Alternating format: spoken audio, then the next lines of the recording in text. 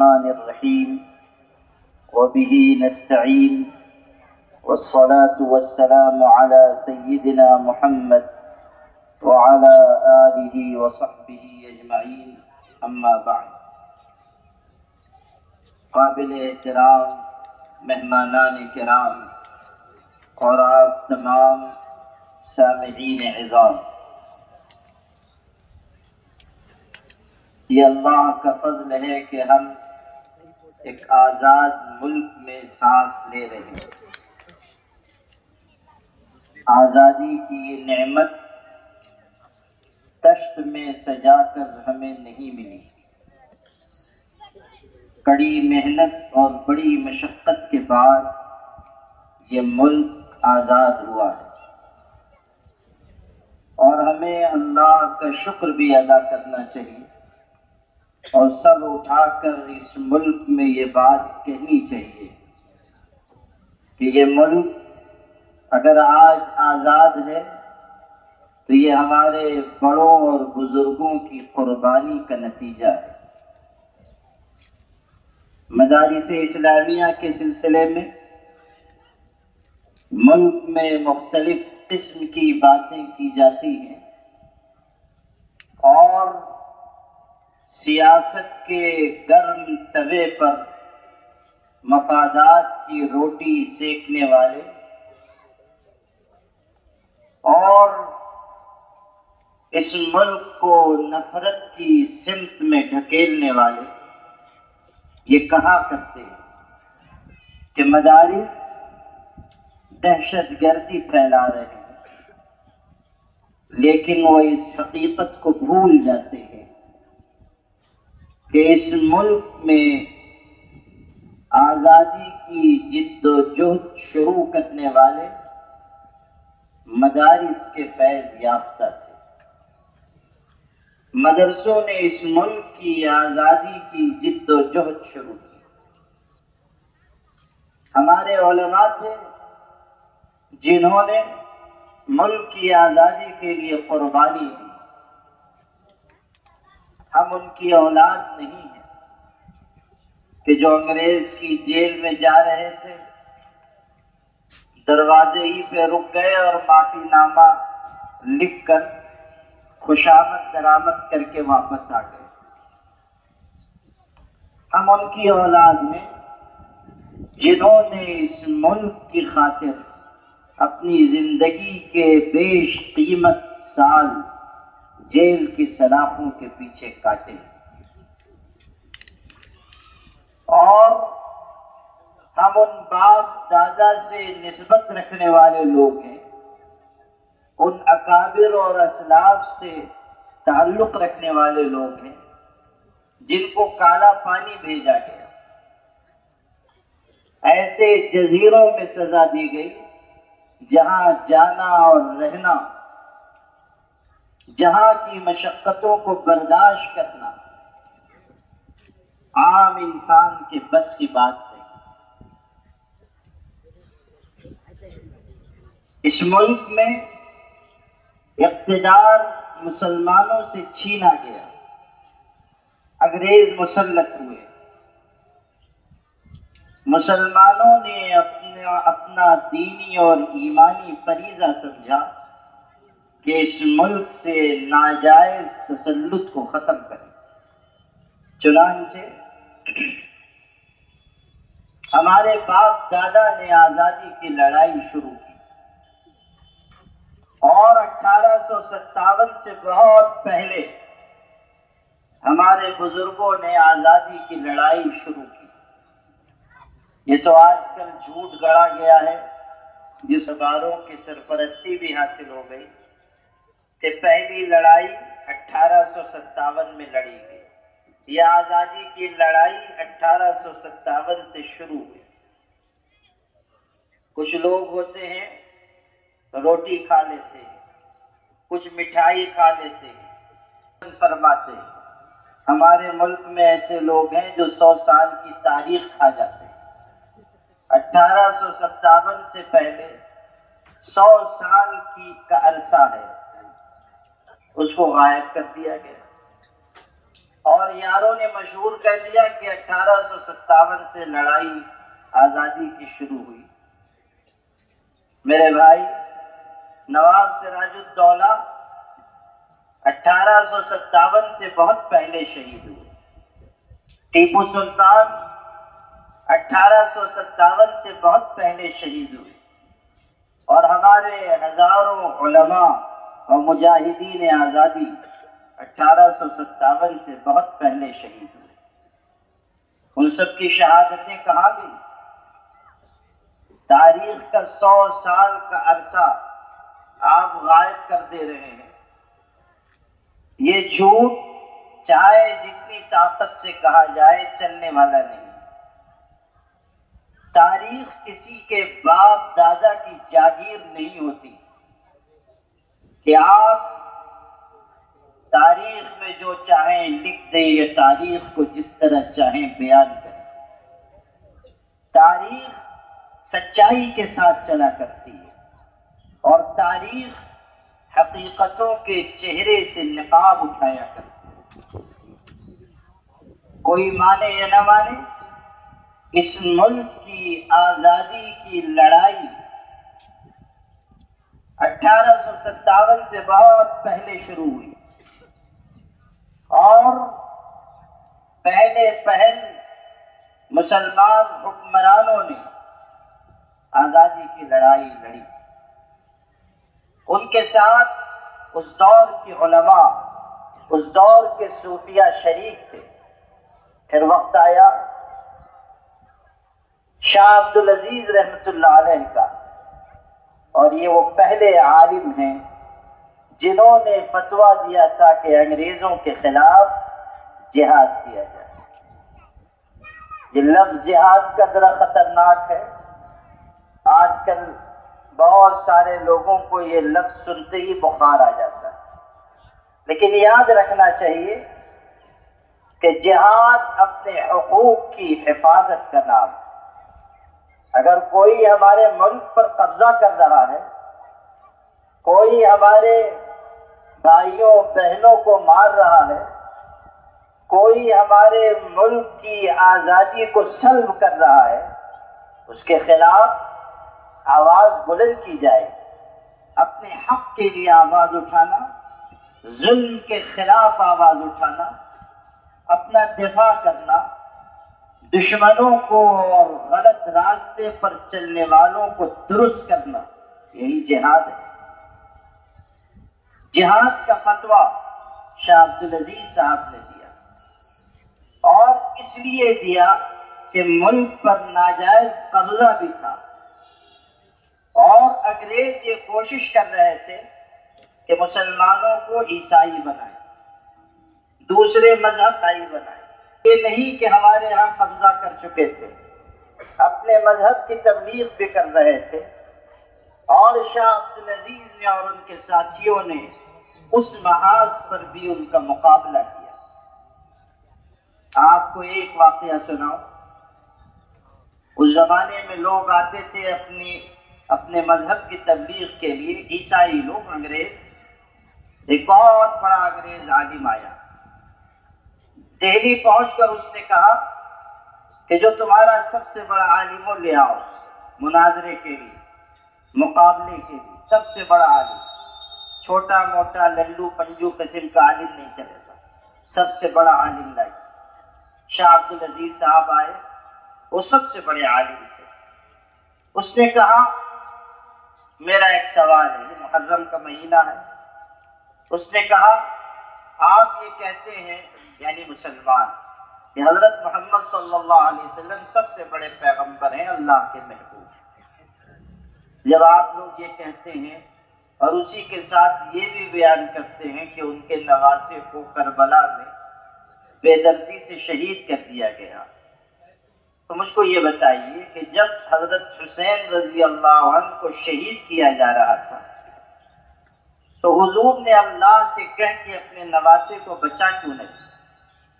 وہ یہ کہنا چاہتا تھا کہ حضور چھوٹے درجے کے ہیں، توہین کرنا چاہتا تھا۔ حضرت شاہ عبدالعزیز نے کہا کہ اصل بات یہ ہے کہ کہ حضور نے تو کہا نواسے پر کڑا وقت ہے، مدد ہو جائے، لیکن اللہ کی طرف سے یہ جواب آیا کہ ادھر میرے بیٹے عیسیٰ کو لوگ سولی پہ چڑھا رہے ہیں، ذرا وہ بچ جائے تو پھر ادھر نواسے کو بھی بچا لیا جائے۔ عیسائیوں کا عقیدہ ہے نا، ان کا عقیدہ انہی پہ پلٹ گیا۔ ہم تو نہیں کہتے ہیں حضرت عیسیٰ اللہ کے بیٹے، لیکن وہ کہتے ہیں، تو ان کا عقیدہ انہی پہ پلٹ گیا۔ پھر دوسرا سوال کیا، وہ بہت نازک، دھیان سے سنو گے تو سمجھ میں آئے۔ اس عیسائی نے، انگریز نے کہا کہ ایک آدمی راستہ بھٹک گیا، جا رہا ہے، راستہ بھٹک گیا، ایک درخت کے پاس پہنچا، ایک آدمی سویا ہوا ہے، ایک جاگا ہوا ہے، یہ جو راستہ بھٹکا ہوا ہے وہ کس سے راستہ پوچھے گا؟ آپ لوگوں سے بھی میں پوچھوں گا تو سارے عقل مند یہی کہیں گے کہ جو جاگا ہوا ہے اس سے راستہ پوچھے گا۔ لیکن سمجھیے، ہمارے عقیدے کے مطابق حضرت محمد صلی اللہ علیہ وسلم دنیا سے تشریف لے گئے، قبر میں آرام فرما رہے، اور ہمارے عقیدے کے مطابق حضرت عیسیٰ زندہ ہیں، آسمانوں پہ اٹھا لیے گئے۔ وہ انگریز یہ کہلوانا چاہتا تھا کہ اب حضور دنیا سے تشریف لے گئے، ان کی شریعت نہیں چلے گی، حضرت عیسیٰ زندہ ہیں، ان سے راستہ پوچھا جائے گا، ان کی شریعت چلے گی۔ اس لیے یہ سوال کیا۔ ایک آدمی راستہ بھٹک گیا، ایک درخت کے پاس پہنچا، ایک آدمی سویا ہے، ایک جاگا ہے، راستہ کس سے پوچھے گا؟ حضرت شاہ عبدالعزیز بہت ذہین آدمی تھے، سمجھ گئے یہ کیا کہلوانا چاہ رہا۔ ارشاد فرمایا کہ وہ جو بیٹھا ہوا ہے، جاگا ہوا ہے، وہ بھی اس انتظار میں ہے کہ سویا ہوا اٹھے گا تو میں اس سے راستہ پوچھوں گا۔ یہ اشارہ اس طرف ہے کہ اگر حضرت موسیٰ اور عیسیٰ بھی زندہ ہو کر آ جائیں تو ہمارے آقا حضرت محمد صلی اللہ علیہ وسلم کے طریقے پر ان کو چلنا ہوگا، انہی کی شریعت پر عمل کرنا ہوگا۔ شاہ عبدالعزیز بہت بڑے عالم تھے اور ان کا فتویٰ سکہ رائج الوقت تھا۔ چنانچہ جب انہوں نے اس ملک میں انگریزوں کے خلاف لڑنے کا فتویٰ دیا تو مسلمان اٹھ کھڑے ہوئے، اور ان کے خلیفہ حضرت سید احمد شہید اور ان کے بھتیجے حضرت شاہ اسماعیل شہید اور ان کے ساتھ سینکڑوں علماء، انہوں نے لڑائی لڑی، یہاں تک کہ بالا کوٹ کے میدان میں شہید ہوئے۔ حضرت سید احمد شہید بھی، شاہ اسماعیل بھی، اور ان کے ساتھ بہت بڑے بڑے علماء، اللہ کی راہ میں انہوں نے جان کا نذرانہ پیش کیا۔ تھوڑا وقت اور آگے بڑھا، انہی کی روحانی اولاد حاجی امداد اللہ مہاجر مکی اور ان کے ساتھ بہت بڑے بڑے علماء، انہوں نے پھر آزادی کی لڑائی لڑی۔ ان میں حافظ ضامن صاحب جیسے شخص تھے جو اپنے زمانے کے بہت بڑے عالم بزرگ۔ حضرت حافظ ضامن صاحب کا حال یہ تھا کہ انگریزوں کے خلاف لڑ رہے ہیں، لوگ دیکھتے تھے کہ کسی کی گولی آ کر لگی، سمجھتے تھے کہ ان کا انتقال ہوا، لیکن قریب جا کر دیکھتے تھے تو گولی کا کوئی نام و نشان نہیں۔ یہ کرامت ان کی ظاہر ہوتی۔ جب کئی مرتبہ یہ واقعہ ہوا تو ایک دن حافظ ضامن صاحب نے دعا مانگی، اللہ میں کرامت نہیں مانگتا، میں شہادت مانگتا، تیری راہ میں جان قربان کرنا چاہتا۔ چنانچہ اس دن جو جا کر لڑے، گولی لگی تو شہید ہو گئے۔ ہمارے بزرگ کس جذبے کے ساتھ مقابلہ کرتے تھے، خوف، بزدلی، کم ہمتی، کسی اور کا سرمایہ ہو تو ہو، ہمارا اور ہمارے باپ دادا کا سرمایہ نہیں۔ ہم مسلمان ہیں، ہم ہمت کے ساتھ جیتے ہیں، بہادری سے جان دیتے ہیں۔ ہم وہ لوگ نہیں ہیں کہ ذرا موسم بدلا اور ہم خوف زدہ ہو گئے، ذرا حالات ناسازگار ہوئے اور ہم گھروں میں چلے گئے۔ یہ ہمارا طریقہ، ہمارا شیوا اور شعار نہیں۔ ڈرنا خوف زدہ ہو جانا، بزدلی کی راہ پر چلنا، بے ہمتی دکھانا، یہ ان قوموں کا ورثہ ہو سکتا ہے جو اللہ پر اور آخرت پر یقین نہیں رکھتے۔ ہمارا ایمان تو اللہ کی ذات پر ہے، ایمان کے ساتھ جینا یہ بھی ہمارے لیے نعمت، اور اللہ کے نام پر مر جانا یہ ہمارے لیے سعادت، شہادت سے مطلوب و مقصود مومن، نماز غنیمت میں کشور کشائی، یہ غازی یہ تیرے پراسرار بندے جنہیں تو نے بخشا ہے ذوق خدائی، دو نیم ان کی ٹھوکر سے صحرا و دریا، پہاڑ ان کی ہیبت سے سمٹ کر رہ رہے۔ ہم شہادت سے گھبرانے والے لوگ نہیں ہیں۔ لوگ سمجھتے ہیں کہ ذرا حالات کا دباؤ آئے گا تو مسلمان بھی دب جائیں گے، جھک جائیں گے، مٹ جائیں گے۔ اللہ نے ہمیں ایسی قوم بنایا ہی، اور آپ عزیزوں سے یہ کہتا ہوں کہ اپنے بڑوں اور بزرگوں کی تاریخ صرف کہنے، پڑھنے اور سننے کے لیے نہیں، ہمارے بڑوں کی تاریخ راستہ دکھانے کے لیے، سمت سفر متعین کرنے کے لیے، اور ہمارے اندر جذبے اور ہمت اور بہادری کے فروغ کے لیے۔ ہمیں اس ملک میں سر اٹھا کر جینا چاہیے، ہمیں اس ملک میں احساس فخر کے ساتھ جینا چاہیے، ہمیں اس ملک میں اس ملک کا حقیقی وارث بن کر زندگی گزارنی چاہیے۔ کوئی ضرورت نہیں ہے کہ ہم کوئی معذرت کریں، کوئی مجبوری نہیں ہے کہ ہم کسی سے دب کر یا جھک کر بات کریں۔ وہ لوگ جنہوں نے انگریزوں کی غلامی کی تھی، انگریزوں کی خوشامد کی تھی، جنہوں نے انگریزوں کے تلوے چاٹے تھے، شرم ان کو آنی چاہیے۔ جنہوں نے جیل کے ڈر سے معافی نامے داخل کیے تھے، شرم ان کو آنی چاہیے۔ جن لوگوں نے اس ملک کو غلام ہی رکھنا پسند کیا، شرم ان کو آنی چاہیے۔ ہماری تاریخ بے شرمی کی تاریخ نہیں، ہماری تاریخ خوف اور بزدلی کی تاریخ نہیں۔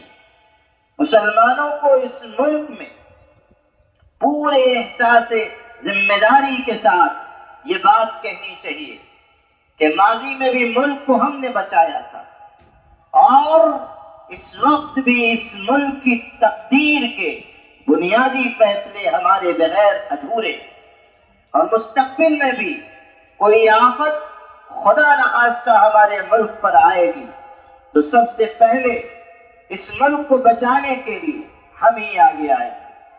اور مدارس کل بھی انہوں نے زندہ کردار ادا کیا تھا، اور آج بھی مدرسے اپنی طاقت و توانائی اس ملک کی سالمیت کے لیے، اس کی حفاظت کے لیے لگائے۔ مدرسوں کی طاقت کو معمولی نہ سمجھیے۔ مدرسے میں ایک آدمی پیدا ہوا، دارالعلوم دیوبند، محمود حسن دیوبندی نام، پہلا طالب علم دارالعلوم دیوبند کا۔ آپ کو معلوم ہونا چاہیے کہ انہوں نے ریشمی رومال تحریک شروع کی، اور ایسی تحریک کہ انگریزوں کی عقلیں دنگ رہ گئی، پتہ ہی نہیں چلتا تھا پیغام کیسے پہنچ رہا ہے۔ یہ تو آج ہم لوگ کہتے ہیں ریشمی رومال تحریک، نا اس زمانے میں تحریک چل رہی ہے، معلوم نہیں ہوتا تھا کہ پیغام یہاں سے وہاں کیسے پہنچ رہا ہے۔ مدرسے کے ایک عالم نے، ایک طالب علم نے کیسی ذہانت برتی۔ ریشمی رومال ہوتے تھے، اس کے اندر کی تہ پر پیغام لکھے جاتے تھے۔ اب رومال یہاں سے وہاں پہنچا، وہاں سے وہاں پہنچا، وہاں سے وہاں، لوگ سمجھ رہے ہیں رومال سفر کر رہا ہے، حالانکہ رومال کے اندر سارا پروگرام سفر کرتا ہے، اور کسی کو کانوں کان خبر نہیں ہوتی تھی کہ کہاں سے اس تحریک کی قیادت ہو رہی، کہاں سے یہ تحریک چلائی جا رہی ہے۔ کسی کے باپ دادا نے ایسا ذہین انسان تو لا کر پیش کرے کہ جس نے انگریزوں جیسے چالاک قوم کا دماغ چکرا کے رکھ دیا۔ یہ طاقت اگر کسی ادارے میں ہے، مدرسے میں ہے۔ ہمارے مدرسے کی چٹائیوں پر ایسے لوگوں نے تعلیم پائی جنہوں نے انگریز جیسی ظالم و جابر طاقت کو بھی دھول چٹا دی۔ یہی مولانا محمود حسن ہے۔ انگریز ان کے بارے میں کہتے تھے کہ اگر ان کو جلا دیا جائے، راکھ ہوا میں بکھیر دی جائے، اس راکھ سے بھی انگریز دشمنی کی بو آئے۔ جب تک زندہ رہے انگریز کی ناک میں دم کر کے رکھا، قید کر دیے گئے، صعوبت جھیلی، مشقت جھیلی، تکلیفیں اٹھائی، بڑھاپے کی عمر تھی، لیکن انگریزوں کے آگے گھٹنے نہیں ٹیکے۔ نتیجہ یہ نکلا کہ جیل میں جو سزائیں ان کو دی گئیں، اس کے نتیجے میں رہا ہونے کے چند مہینے کے بعد ان کا انتقال ہو گیا۔ انتقال کے بعد جب ان کو غسل دیا جا رہا تھا، لوگوں نے دیکھا پیٹھ پر گوشت موجود نہیں، گوشت جھڑ چکا ہے، جل چکا ہے۔ مولانا حسین احمد مدنی ان کے شاگرد تھے، ان کے خادم تھے۔ وہ اپنے استاذ ہی کے حکم سے کلکتہ جا رہے تھے مدرسہ عالیہ میں پڑھانے کے لیے۔ راستے میں انتقال کی خبر ملی، واپس آئے، اپنے استاذ کے جنازے میں شریک نہیں رہ پائے۔ غسل دینے والوں نے مولانا حسین احمد مدنی سے پوچھا، عجیب بات تھی، آپ کے استاذ کی پیٹھ پر گوشت نہیں، ہم نے لٹایا غسل کے لیے، عجیب نظارہ دیکھا۔ مولانا حسین احمد مدنی رو پڑے۔ انہوں نے کہا، اصل میں میرے استاذ کو جیل کے تہخانوں میں لے جا کر انگریز مارتے تھے، تکلیف دیتے تھے، اور ان سے یہ کہتے تھے کہ ریشمی رومال تحریک میں جتنے لوگ شامل تھے نام بتا دو، لیکن وہ تکلیف جھیلتے تھے، کسی کا نام نہیں بتاتے تھے۔ اتنا ان کو مارا گیا کہ ان کی پیٹھ پر گوشت باقی نہ رہا۔ ہمارے باپ دادا نے اس ملک کے لیے یہ قربانی دی، اولئک آبائی فجئنی بمثلہم اذا جمعتنا یا جریر المجامع۔ یہ ہمارے باپ دادا ہیں، اگر کسی کے پاس مثال ہو تو لائے اور پیش کرے کہ ان کے باپ دادا نے کیا قربانی دی۔ اگر اس ملک کے مسلمانوں کے کردار پر، ان کے وقار پر، ان کی حب الوطنی پر، ان کی وفاداری پر انگلی اٹھائی جاتی ہے تو لاؤ تم بھی مثال پیش کرو۔ قل ہاتوا برہانکم ان کنتم صادقین، اگر سچے ہو لاؤ اور مثال پیش کرو۔ مولانا محمود حسن کے بعد بھی تحریک نہیں رکی، ایک لمبا سلسلہ ہے۔ مولانا ابوالکلام آزاد کی خطابت کو کون بھول سکتا ہے؟ کشمیر سے لے کے کنیا کماری تک ان کی تقریروں کی گونج تھی۔ عطا اللہ شاہ بخاری عشاء کی نماز کے بعد سے فجر کی اذان تک تقریر کر رہے ہیں، اور اپنی زندگی کے 10-12 سال جیل کی سلاخوں کے پیچھے کاٹ رہے ہیں۔ یہی عطا اللہ شاہ بخاری جیل میں تھے۔ انگریز جیلر آیا، کہنے لگا، حضرت جی کوئی ضرورت؟ حضرت نے فرمایا، ضرورت تو ہم اپنے اللہ سے کہتے ہیں۔ پھر کہنے لگا، کوئی خدمت ہی بتا دیجیے۔ ارشاد فرمایا، ہمارا ملک چھوڑ کے چلے جاؤ، سب سے بڑی خدمت تو تمہاری یہی ہے کہ یہاں جو گھس آئے ہو چھوڑ کے چلے جاؤ۔ ایسے زبردست مقرر تھے کہ لاکھوں لوگوں کو انہوں نے آزادی کی لڑائی سے جوڑا، جد و جہد آزادی سے جوڑا۔ ملک آسانی سے آزاد نہیں ہوا۔ 1947 میں 15 اگست کو آزادی کا جو سورج طلوع ہوا ہے، ہمارے باپ دادا خون کے دریا سے گزرے ہیں، تب یہ ملک آزاد ہوا، تب آزادی کا سورج طلوع ہوا۔ اور ہمارے باپ دادا نے یہ خواب دیکھا تھا کہ یہ بھارت پرامن، خوشحال، اخوت و محبت کی جیتی جاگتی مثال بنے گا۔ لیکن افسوس 75 سال گزر گئے، حالات دن بدن ناسازگار ہو رہے۔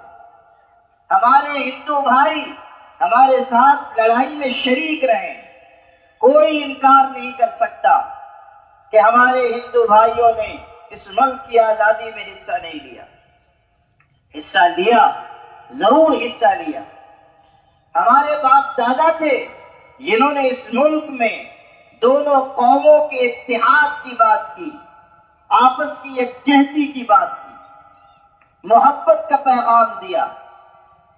سب شانہ بشانہ شریک ہوئے. لیکن جو لوگ اس ملک میں آج فرقہ پرستی کی بات کرتے ہیں، ان کے باپ دادا آزادی کی لڑائی میں شریک نہیں ہوئے. محسن بھوپالی کا شعر ہے، نیرنگی سیاست دورہ تو دیکھیے، منزل انہیں ملی جو شریک سفر نہ تھے. منزل انہیں ملی جو شریک سفر نہ تھے. جن لوگوں نے، ہندوؤں نے، مسلمانوں نے، سکھوں نے اور اس ملک کے دبے کچلے افراد نے اس ملک کی جد و جہد آزادی میں حصہ لیا، سب کے نام سنہری حرفوں میں لکھے ہوئے. اور وہ لوگ جنہوں نے ملک کے خلاف بات کی تھی اور اس ملک کو غلام بنا، چاہے وہ کتنے ہی سفید پوش بن جائیں، یہ کالک، یہ سیاہی نہ ان کے دل سے صاف ہو سکتی ہے، نہ ان کے کپڑوں سے صاف ہو سکتی ہے. جو داغ لگ گیا سو لگ گیا. آج اس ملک کو ایک مرتبہ پھر اس بات کے صحیح سمت میں لے جایا جائے. یہاں اخوت ہو، یکجہتی ہو، امن و امان ہو، ایک دوسرے سے بھائی چارہ ہو.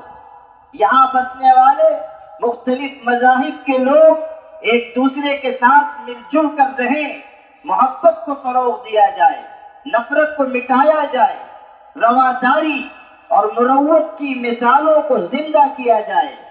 ملک اسی وقت آگے کی سمت ترقی کر سکتا ہے جبکہ یہاں رہنے والے اطمینان اور سکون کے ساتھ زندگی گزاریں، یکجہتی کے ساتھ زندگی گزاریں. خاندان ہو، قبیلہ ہو، بستی ہو، نفرت اگر وہاں آ جاتی ہے تو وہ ٹوٹ جاتا ہے. محبت پر بنیادیں استوار ہوتی ہیں. محبت زندگی کا پیغام دیتی ہے. محبت کسی بھی سماج کو آگے بڑھاتی ہے. یکجہتی کسی بھی ملک کی تعمیر و ترقی کا باعث بنتی ہے. اس لیے اس ملک میں بسنے والے مختلف طبقات کے لوگوں کو یوم آزادی کے موقع پر اپنا احتساب کرنا چاہیے، جائزہ لینا چاہیے، ملک کی تعمیر و ترقی کے نئے نقشے بنانا چاہیے. اور ہم جن کے باپ دادا نے ملک کے لیے قربانی دی، ہمیں بھی ایک اچھے، مضبوط، پرامن اور عظیم بھارت کی تعمیر کے لیے اپنے اندر نیا جوش و جنون پیدا کرنا چاہیے. اس راہ پر چلیں گے، کامیابی قدم چومے گی. ہمارے ملک کی آزادی کو 75 سال مکمل ہو گئے اور ایک آزاد ملک میں ہم سانس لے رہے ہیں، یہ اللہ کا شکر ہے. لیکن آزادی برقرار رہے، آزادی ہر ایک کو ملے، سب کی جان کا، مال کا، سب کی عزت کا تحفظ ہو، اس کو یقینی بنانا ارباب اقتدار سمیت ملک کے ہر باشندے کی بنیادی ذمہ داری ہے. اس لیے آج یوم آزادی کے موقع پر جہاں ہم اپنی خوشی کا اظہار کر رہے ہیں، ہمیں ایک نئے عزم کے ساتھ، ایک نئے حوصلے کے ساتھ آگے بڑھنا چاہیے. والسلام علیکم ورحمۃ اللہ وبرکاتہ.